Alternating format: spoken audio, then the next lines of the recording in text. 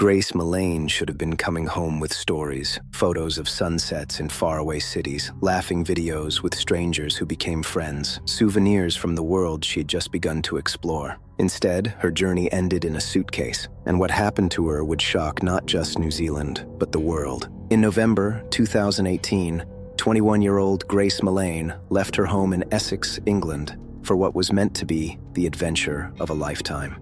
She had just graduated from university.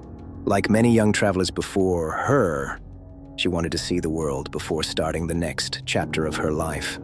She backpacked across South America, then Australia, meeting people from all over the world. Her family described her as kind, thoughtful, and independent, someone who could make friends anywhere she went. She stayed in touch constantly, sending messages, photos, and updates. She was safe. She was excited. She was exactly where she wanted to be. Then she arrived in Auckland, New Zealand, December 1st, 2018. It was her 22nd birthday. She checked into a central Auckland hostel, the kind where travelers cross paths in kitchens and shared spaces. That night, she decided to go out and explore the city. Auckland's waterfront district was lively, filled with restaurants and bars. And somewhere inside that nightlife, she met him. A 26-year-old local man whose name would soon be known around the world. The two matched on Tinder. To Grace, this was just a date, a normal thing young travelers do. Meet someone, grab a drink, maybe explore the city together. CCTV footage would later show them laughing, walking side by side, appearing comfortable in each other's company. They visited bars, they talked. Nothing about the evening suggested danger. To the outside world, it looked like a typical first date. But there was something Grace didn't know, something that would later be revealed in court. She wasn't the only woman he had taken on a date like this. And for him, this night was not spontaneous. After drinks, the pair returned to his apartment in the City Life Hotel complex, a modern building in central Auckland. Inside that room, something changed. The man would later claim their encounter was consensual, that what happened next was an accident. But the evidence would tell another story, a story of manipulation, of lies, of calculated behavior. Because while Grace's phone went silent, his didn't. December 2nd, Grace's parents in England woke up expecting a birthday message from their daughter. None came. They weren't immediately worried. She was traveling. Time zones were different. But then, hours passed. Her phone stayed off. Her social media accounts were inactive. Her parents called her, texted, messaged her friends. Nothing. And a quiet dread began to form. Back in Auckland, the man Grace had spent the night with went about his day. CCTV cameras captured him leaving his apartment. But he wasn't alone. He was pushing a trolley. Inside it, a large suitcase. He loaded it into a rental car. Then he drove. Not to the airport, not to a bus station, but out of the city, toward the Waitakere Ranges, a forested area known for hiking trails and remote landscapes, a place where people go to be alone. Grace's parents contacted authorities. A missing persons investigation began. New Zealand police moved quickly. They traced Grace's last known movements, her hostel, the bars she visited, CCTV cameras across the city. Soon, footage showed her walking beside the man, and he became the focus of the investigation. When police approached him, he told a story. He said Grace had left his apartment, that he didn't know where she went, that their night together had been normal. But the timeline didn't match. His phone records showed something else. After Grace's last known sighting, he searched the internet for phrases about death, about decomposition, about how long it takes. Police searched his apartment and they found traces of cleaning. They found signs of something being hidden. They found evidence that contradicted everything he had told them. And then came the discovery. In the Waitakere Ranges, buried in a shallow grave, inside a suitcase, Grace Mullane. The world reacted with disbelief. How could a young woman on a birthday trip end up here? How could a casual date turn into a murder? But investigators were just beginning to understand what had happened, because the evidence showed something chilling. This was not panic. This was not confusion. This was control. After Grace's death, the man had gone shopping. He bought a suitcase. He purchased cleaning supplies. He watched adult content online. He took intimate photographs of her body, and later that same day, he went on another date, while Grace's body lay hidden. At trial, the defense claimed it was a tragic accident during consensual intimacy, but the prosecution painted a different picture, one of violent force, of someone who knew exactly what he was doing, of someone who had shown patterns of manipulation and deception before. Other women came forward. They described being pressured, controlled, choked during intimacy without consent. They described fear, and suddenly, Grace's story was not isolated. The trial captured global attention. Grace's parents sat in court every day, listening to details no family should ever hear. But they stayed composed, dignified, determined that the truth be told. Because Grace was more than a headline, more than a case file. She was their daughter. In November 2019, the verdict came. Guilty. The man was convicted of Grace Mullane's murder. He was sentenced to life in prison with a minimum term before parole eligibility. Justice in the eyes of the court. But for Grace's family, justice did not bring her back. Her father would later speak publicly, not with anger, but with heartbreak. He described the moment police told them, the moment their world ended. He spoke of Grace's smile, her love for life, her excitement for travel. He asked only that people remember her for who she was, not how she died. Grace's case sparked global conversations about dating apps, about consent, about hidden violence, about how quickly trust can be misplaced. But above all, it became a reminder that behind every headline is a human life, a family, a future that was supposed to exist. Grace should have returned home, should have shared stories of waterfalls and cities, should have celebrated more birthdays. Instead, she became a symbol of the dangers that can hide behind ordinary faces, of how evil does not always look frightening. Sometimes it looks charming, friendly, normal. In Auckland, people placed flowers near the city center. Travelers from around the world paused, remembered, reflected, because many saw themselves in Grace, young, adventurous, open. And that made the tragedy even harder to accept. Her parents established foundations in her name. They advocate for awareness, for education, for change, so that what happened to Grace might prevent another family from experiencing the same pain. This is not just a story of crime. It is a story of trust betrayed, of innocence taken, of a journey that should have ended with memories, but ended in mourning. Grace Mullane was 21 years old when she began her trip. She had her whole life ahead of her, and though her life was stolen, her story continues. As a reminder, as a warning, and as a legacy carried by those who loved her. Because in the end, Grace is not defined by the suitcase, or the trial, or the headlines. She is defined by her life, her kindness, her dreams, and the love her family still carries for her. And that is who we remember. Some pleaded, some froze in shock. Gacy enjoyed all of it. He enjoyed the fear, the confusion, the moment when they realized the man they trusted was not who he claimed to be. He controlled the room, and he decided when it ended. Afterward, he cleaned himself, showered, changed clothes. Then he dragged the body into the crawl space. He worked quickly, quietly, efficiently. The earth swallowed another secret. Then he went back upstairs and made himself a sandwich. To his neighbors, he was still John. The guy who waved from his porch, the guy who fixed fences, the guy who hosted barbecues. They never saw the blood. They never heard the screams. They never knew the floor beneath them was hollowed by death. But the families of the missing did know something was wrong. They felt it. James Rutka was 21 when he disappeared in 1976. He worked at a pharmacy and lived with his parents. One evening, he went out to meet friends and never returned. His parents filed a missing persons report. They searched the city. They followed leads. Nothing. Michael Marino was 14. He lived with his mother and helped care for his younger siblings. He told his family he was meeting friends near a shopping mall. He never came home. William Bundy was 19, a construction worker. He had dreams of starting his own business. He disappeared after leaving a job site. John Sick was 19, a student and part-time cook. He had plans to attend college. He vanished after leaving work. Rick Johnston was 17. He lived with his parents and worked odd jobs. He was last seen near a bus stop.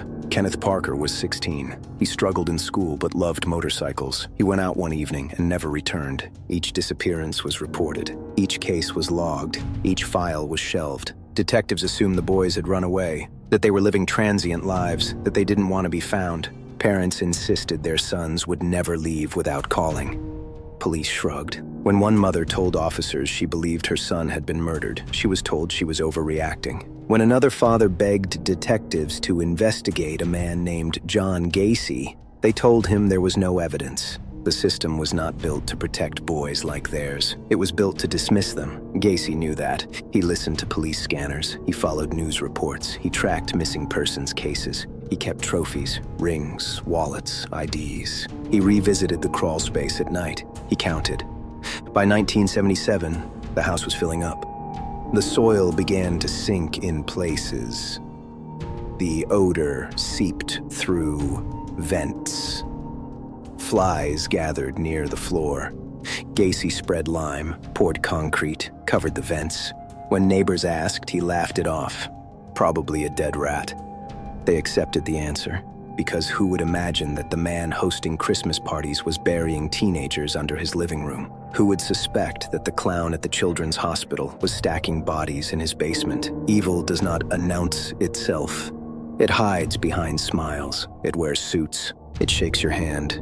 And sometimes it lives next door. By the summer of 1978, Gacy was killing more frequently. He felt pressure building. The crawl space was nearly full. The river was risky. Dumping bodies was dangerous. But his urges were growing. He had crossed a line he could never return from. He was no longer afraid of being caught. He believed he was too smart, too charming, too connected.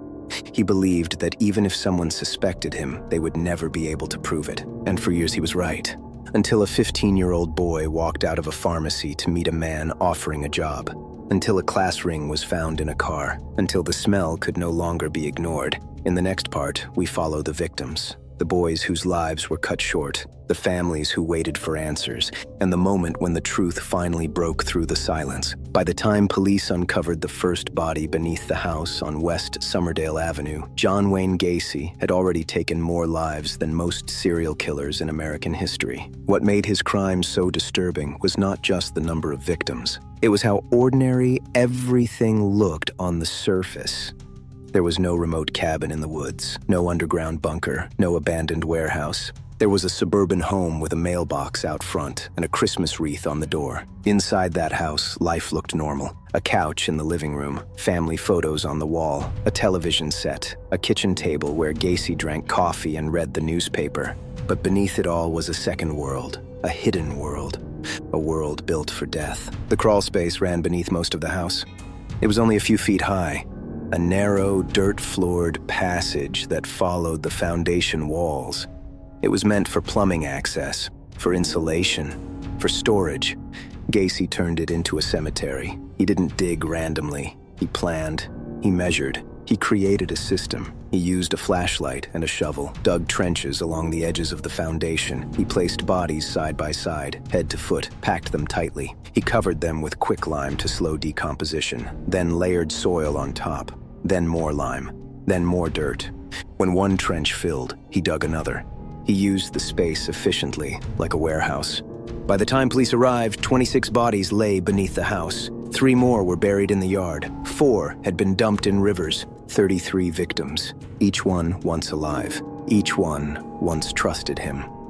When investigators mapped the crawl space, they saw the pattern clearly. Gacy had worked from one end of the house to the other. The oldest graves were near the garage wall. The newest were closer to the living room. Some victims were stacked. Some were placed face down. Some were wrapped in plastic. Some were buried naked. Every grave told the story of repetition, of routine, of practice. This was not chaos. This was control. Forensic teams worked around the clock. They wore respirators because the smell was overwhelming. They documented each body, took fingerprints, photographed clothing, logged jewelry and personal items. Each discovery was another family waiting for a phone call. At the medical examiner's office, the work was slow and painful. Many bodies were badly decomposed. Some had no recognizable features left. Teeth became the only form of identification. Dental records were requested across Illinois. Parents were called. Some recognized their sons by scars, some by clothing, some by a tattoo. Some could not recognize them at all. Those families never got a name, they only got a number. Victim number 1, victim number 2, victim number 3. One of the first identified victims was John Butkovich. His parents had searched for him for 3 years. They had called police repeatedly. They had begged detectives to investigate John Gacy. They had been told their son was probably living out of state. Now they stood in a morgue, looking at what was left of him. Another was James Rutka. His mother had kept his room exactly the same. His bed made, his clothes folded. She believed he would walk through the door one day. She was wrong. Michael Marino was 14. His family had organized searches, printed flyers, walked neighborhoods. They had been told he ran away. Kenneth Parker was 16. His parents had hired a private investigator. They never stopped looking. Now they were standing in a government building, being handed a death certificate. And there were many more. Young men whose lives had barely begun. Some had girlfriends, some had plans for college. Some wanted to start families. None of them imagined they would die in a crawl space beneath a stranger's house. As the investigation expanded, police uncovered how deeply Gacy had embedded himself in the community. He had hosted political fundraisers, volunteered for campaigns, organized parades. He was photographed shaking hands with politicians. He had keys to precinct offices. He wore campaign badges. The man who buried bodies beneath his floor had once been trusted to help run local elections. The realization shook the city. Parents questioned every adult their children had ever trusted. Neighbors looked at each other differently. Chicago had lived next to a monster and never saw him. Gacy, meanwhile, sat in jail.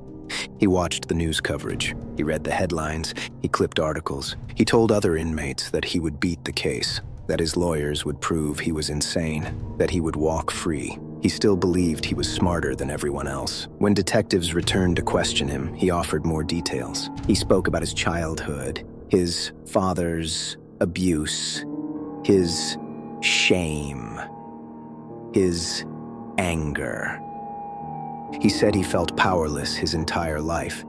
That killing made him feel strong. He claimed he lost control, but the maps he drew told a different story. They showed planning, precision, intent. He had not snapped. He had built an empire of death. As winter turned into spring, the house was finally cleared. The crawl space was empty. The yard was filled in. The home stood hollow, a shell, a place that no longer felt like a home. Neighbors said they could still smell it when the wind changed. The city eventually ordered it demolished. A new house was built on the lot. No plaque, no memorial, no sign of what once lay beneath. But for the families, the story did not end when the bodies were recovered. Because now came the trial. Now came the moment when the man who stole their sons would finally face justice. And in the next part, the courtroom becomes the stage, where Gacy's lawyers attempt to turn him into a victim, where prosecutors reveal the full scope of his crimes, and where America comes face to face with the man behind the clown paint. The courtroom was packed long before the trial began. Reporters lined the walls, camera crews filled the aisles. Families of the victims sat shoulder to shoulder, clutching photographs of sons who would never walk through the door again. And at the defense table sat John Wayne Gacy. He wore a suit. He smiled.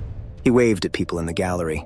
He looked like a man attending a business meeting, not a man accused of murdering 33 boys and young men. The state of Illinois charged him with 33 counts of murder. It was the largest serial murder prosecution in American history. The prosecution's case was overwhelming. They had his confession. They had his maps. They had the bodies. They had survivors. They had physical evidence from his house. But Gacy's lawyers were not trying to prove innocence. They were trying to save his life. Their strategy was simple: insanity. They claimed Gacy suffered from multiple personality disorder, that one personality committed the murders while another lived a normal life, that he did not know what he was doing. They brought in psychiatrists. They told the jury about his abusive childhood, his violent father, his humiliation, his shame over his sexuality, his need for control. They tried to paint him as a broken man who snapped. The prosecution dismantled the argument piece by piece. They showed that Gacy ran a business, that he kept financial records, that he planned his crimes, that he covered them up. They argued that insanity does not dig trenches. Insanity does not buy quicklime. Insanity does not map burial sites. Insanity does not keep trophies. The jury listened as survivors testified. One young man described being handcuffed in Gacy's house and assaulted. He told the jury how he convinced Gacy to let him go by pretending to enjoy it. Another testified that Gacy had tried to strangle him but stopped when he thought the boy was dead. Doctors described the cause of death in case after case. Parents described the last time they saw their sons. A mother told the court how her boy kissed her on the cheek and said he'd be home for dinner. He never was. A father described waiting years for a phone call that never came, and now he knew why. The courtroom became a place of grief and rage. Gacy showed no emotion. He doodled, he whispered to his lawyers, he adjusted his tie. When photographs from the crawl space were shown, some jurors turned away. He did not. After weeks of testimony, the case went to the jury. They deliberated for less than 2 hours. The verdict was unanimous, guilty on all counts. Gacy was sentenced to death. When the judge read the sentence, some families cried. Some held each other. Some stared at the man who had destroyed their lives. Gacy looked bored. He told reporters that he was innocent, that the system had failed him, that he would be vindicated. He was transferred to death row at Menard Correctional Center. There, he became a celebrity. He received hundreds of letters from strangers. Some condemned him, some asked questions, some expressed fascination. He replied to many. He sold his artwork. Yes, artwork. In prison, Gacy began painting. Clowns, faces, landscapes. He sold them for money. Some people bought them as collectibles, others as curiosities, a few as trophies. The idea that a murderer could profit from his crimes disturbed the families deeply, but the system allowed it. Gacy filed appeal after appeal. He claimed police misconduct, improper search warrants, ineffective counsel. Each was denied. Years passed. Some families moved away, some divorced, some never recovered. The grief did not fade. The anger did not disappear. Every holiday was a reminder. Every birthday, a wound.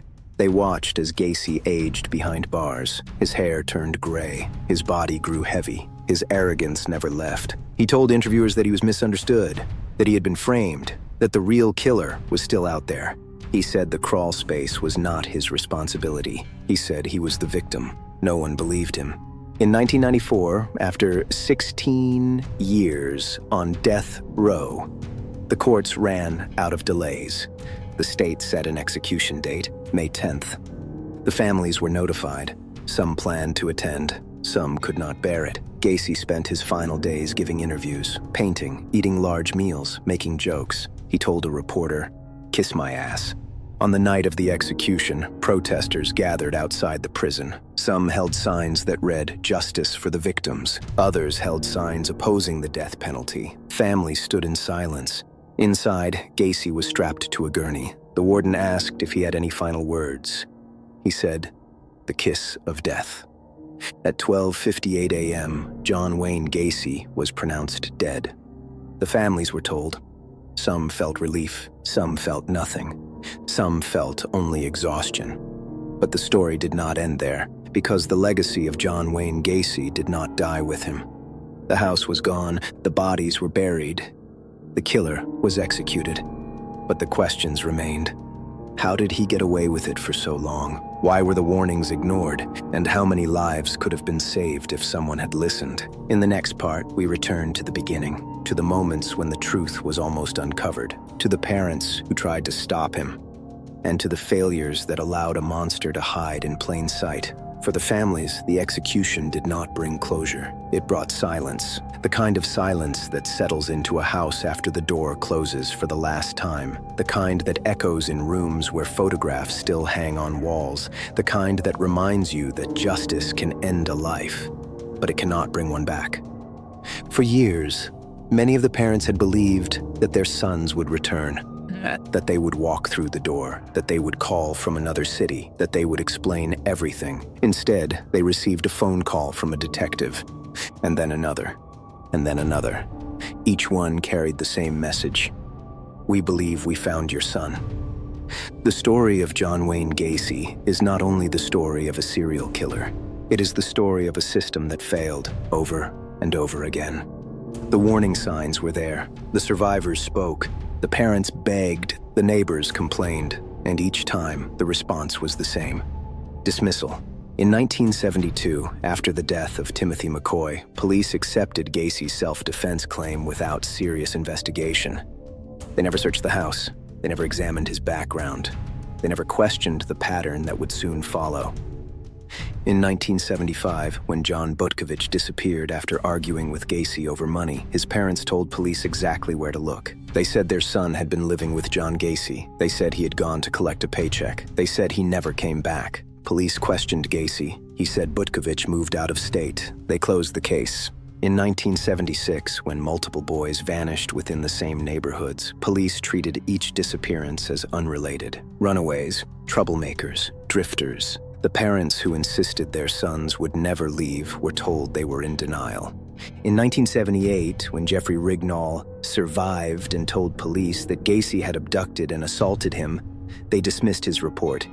They told him he had probably been attacked by someone else. They never arrested Gacy. They never searched his home. They never warned the public.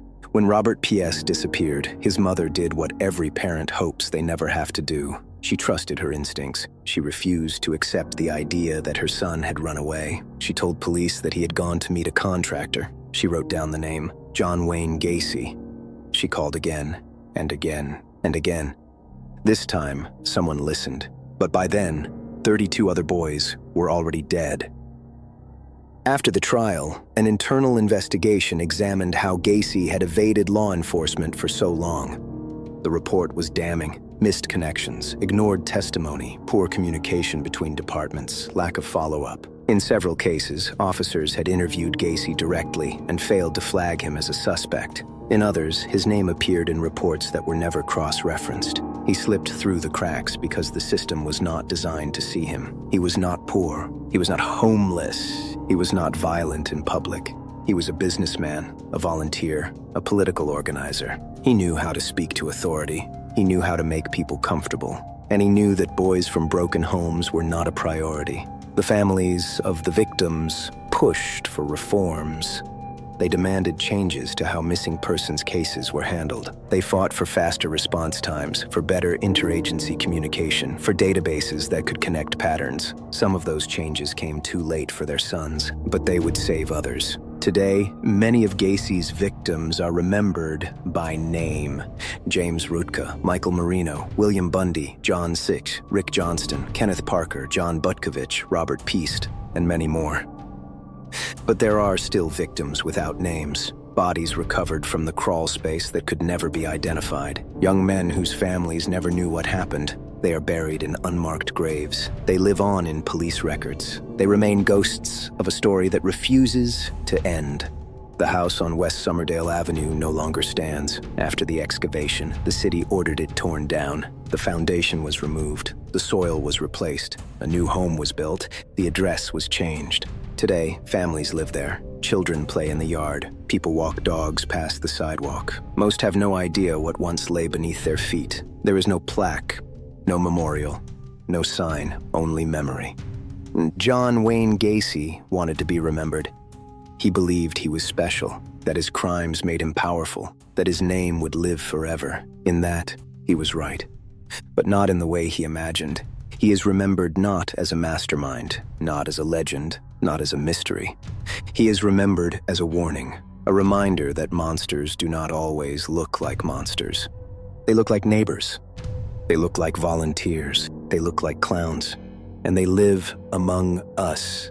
In the final part, we look at what remains, the families who still visit graves, the unanswered questions, the unidentified victims, and the chilling truth that evil does not disappear when a killer dies. It only waits to be forgotten. For the families, time never moved the way it did for everyone else. Years passed, faces aged, cities changed, new houses were built. But for them, everything stopped on the day their son didn't come home. They remember the sound of the door closing, the last words spoken, the clothes their child was wearing, the promise that he would be back soon. They remember waiting, at the window, by the phone, in the driveway. They remember every passing car that slowed, every knock that made their heart race, every late-night call that made their hands shake.